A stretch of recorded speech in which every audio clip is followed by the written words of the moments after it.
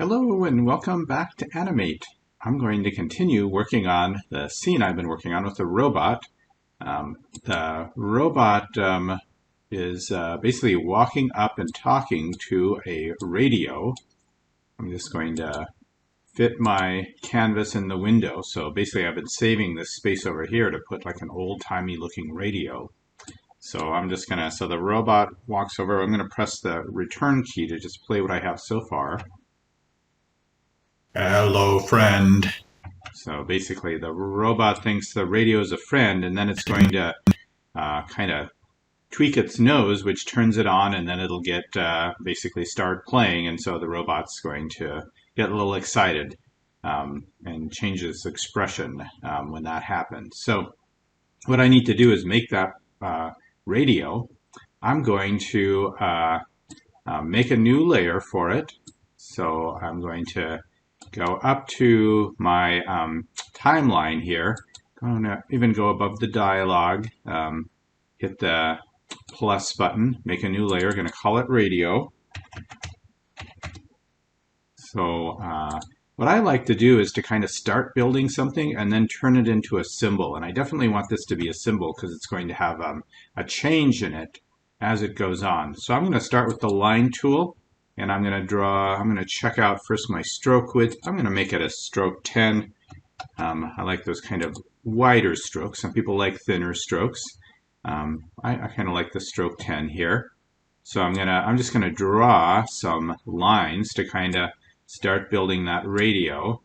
I'm going to kind of connect these down here. I'm going to put one on top. Now I'm going to use the move tool, the select tool, just to kind of make sure that everything is kind of touching. All my lines are touching. I'm going to take the top one and kind of bow it up just by, if you go to a line, see the little smile, then you can stretch it up just like that. That's kind of that old radio shape. I'm going to select that whole layer here. So everything's selected, all my lines. Going to go modify, convert to symbol. Going to call it radio. And it's going to be a graphic symbol, so make sure it's the graphic symbol as the symbol type. And then I'm going to go OK.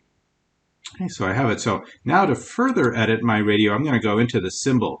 I double click on it, I go into it. Now the nice thing is that I can still see where everything else is going on in my scene, so where the robot is in relation to the radio. So I got some lines that overlap here a little bit.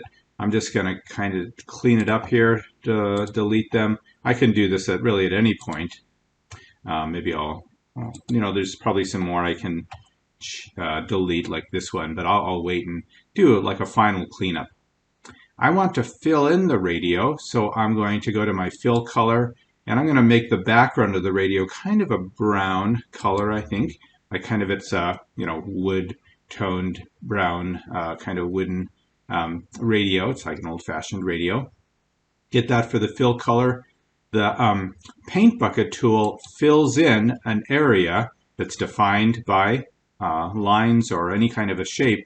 As long as it's an enclosed area, it'll fill it with the fill color. So I'm going to click in there and it fills. Now, if what I did is I made sure my lines overlapped, so they touched. If they didn't touch, the fill might not work, and I might have to go to this little gap selector and try one of these options for it to fill in that gap. Okay. So I'm going to call this this is just the face of the radio. I'm going to call this the face. And I'm going to make another layer. And I'm going to make a couple parts. It's going to have some speakers kind of on the side here. So I'm going to kind of make those similar. I'm going to make maybe them off to the side here. I'm going to make a line, kind of make another line, and a line from the top. And going to call this speaker. And just kind of use the free transform tool. See how there's a little gap here? And I just make sure to bring this up to kind of close those gaps so it'll fill with the background color. Then I'm going to shape this, put this on top to kind of give it that smooth shape.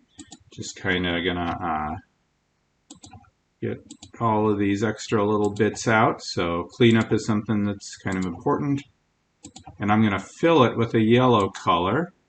something like this, and use that paint bucket tool, and works like a charm. Gonna click it. I'm always selecting it up here because that selects everything, the fill and the stroke. If I select it down here, I might just get the fill. If I move it, notice it doesn't move the stroke. So I just undid that. I'm gonna select it up here, drag that speaker into place. Looks perfect. I could always go ahead and further shape it. I'm gonna just put both my speakers on one layer. So while it's selected, I'm gonna go so I know it's selected because I have the layer here. It's on its own layer. I'm going to go Control-C or Command-C if I have a Mac to copy it, and then Control-C or Command-V to paste it here. Going to click, I just have the second one selected. Going to go to Modify, Transform, and flip on the horizontal. So I flipped it, kind of get that speaker into place. Okay.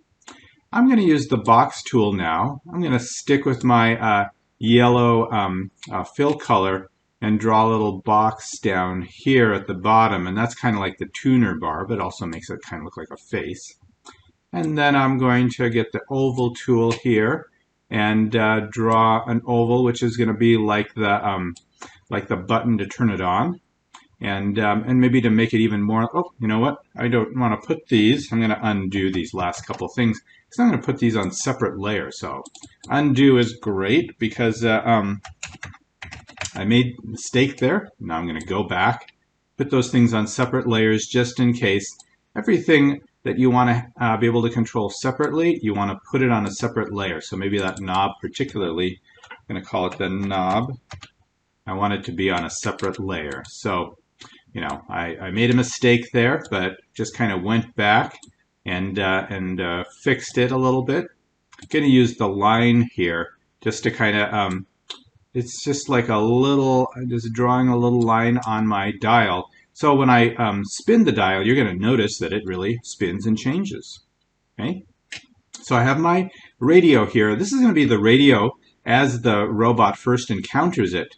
But then, of course, the robot's going to press that dial and it's going to spin, and then the radio is going to go on. So when it goes on, I want it all to kind of light up, especially the speakers and the tuner. Maybe the dial doesn't, but these things light up, so like we know that it's working.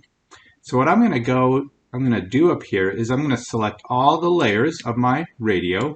I'm going to click on the top layer. I'm going to go down here, click on the bottom layer, and hold down the Shift key when I do it to get them all selected. And then I'm just going to insert keyframe, which adds a second state, a second frame that's a keyframe, so I can change things to this. So at this point, I want the knob to be turned a little bit, so basically the robot's going to hit it. So this is just, it's kind of taken everything and just making a second frame. Like I made the library for the mouth shapes, I'm making a library for the radio states. I'm going to use the free transform tool and go to one of these corners. See that little rotation thing? I'm going to rotate my dial like the robot turned the dial. Going to go to the tuner, and I'm going to just click on the fill of it, and I'm just going to go to that fill color. I'm going to my color picker here, and I want to just brighten that up. Actually, it's pretty bright right now. So what can I do? I can make it look a little bluer to glow. Or maybe it's not doing that because it's a radio. I'm going to click in there. So it's going to change the color of it. I'm going to do that the same with the speakers. I want them to change. Maybe they get kind of red. So I'm going to go to my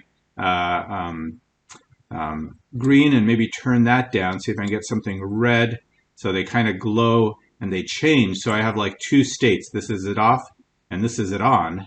So it's like looking different. And maybe I want to, when it's on, I'm going to add another layer here. Just add a blank keyframe at my second state. So it's just a second keyframe here. And just get the line tool and just put some lines going up here like this. So it's really visible that it's on. I'm just going to click the free transform tool, select that one, and get that little rotator symbol. Rotate that one a little bit. So I got the radio off, the radio on, so it really looks different when it's on. Okay.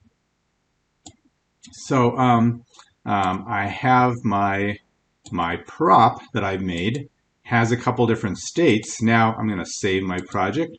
Going to go into it. When I click on radio, it's just going between those two states. So I'm going to click on my keyframe here, click on the radio, and then go over to my properties window and find looping. And I want this third option, which plays the single frame to the graphic. And then I want to make a keyframe when I change that state. So the robot moves up and he says, "Hello, friend." Now what he's going to do, I'm going to find the robot's back arm here. I'm going to make a keyframe there. I'm control clicking, insert or command clicking with I'm right clicking on the PC or command control clicking on the Mac. Going to insert a keyframe. Going to roll that arm up. Oh, you know what? I had to make my radio on the bottom layer. So I click on the radio. Just going to drag it down here. So I see now the arm's up on the radio to switch it on. And then I'm just going to put in another keyframe. I'm just right clicking or control clicking if I have a Mac just to move it down a little bit. And then at that point when he moves up, maybe like right in between here, I am going to put in a keyframe on my radio. Going to click on the radio. Going to go to looping down here to the frame picker area. Click on that one, turn it into a 2. My frame 2 is the radio on. So when the robot switches it, it turns on. And then, of course, we need to add some loud sound, and then the robot getting very surprised when the radio comes to life and kind of frightens it a little bit. That'll be another step. Thanks so much for watching this video.